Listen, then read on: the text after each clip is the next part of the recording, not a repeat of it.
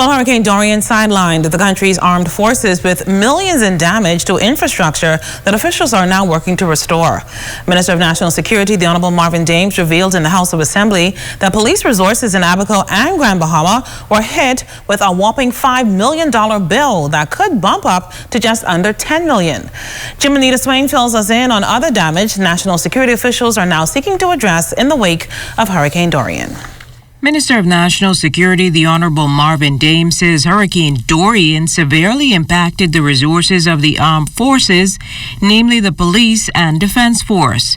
Minister Dames says the equipment of police in Abaco and Grand Bahama saw about more than $5 million in damage, but that figure is likely to increase.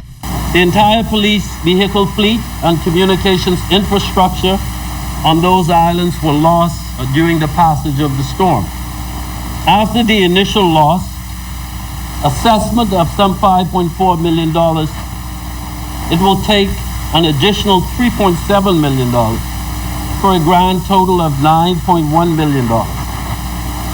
This will enable the Royal Bahamas Police Force to better position to face similar challenges such as Dorian. Additionally, the Royal Bahamas Defense Force would also sustain damage from the massive storm. In the aftermath of Hurricane Dorian, the Defense Force assessed damages in both islands, which severely impacted their facilities and equipment at a cost of close to $100,000. But after an extensive assessment, Mr. Deputy Speaker, it is estimated that it will take an additional $11.9 million to bring the operations to the desired level. This will enable the Royal Bahamas Defense Force to better position itself to face similar challenges like Dorian. One of the plans included expansion of the operations of HMBS Matthewtown in Inagua. 3 buildings at the Royal Bahamas Defense Force base in Inagua have been completed, and the furnishing and other equipment are currently being procured. It is expected that the building will be ready for occupancy during this quarter.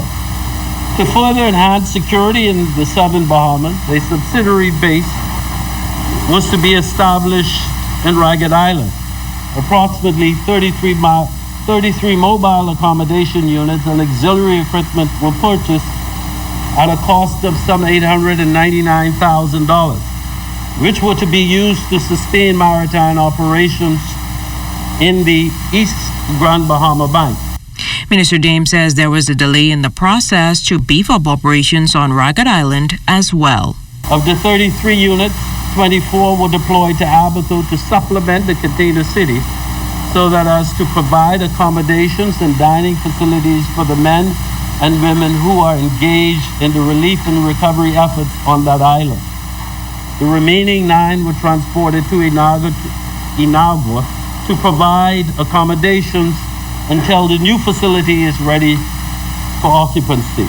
Once the base is suitable for personnel, the units will be transported to Ragged Island for further use. Jiminita Swain, Dorian'S Network News.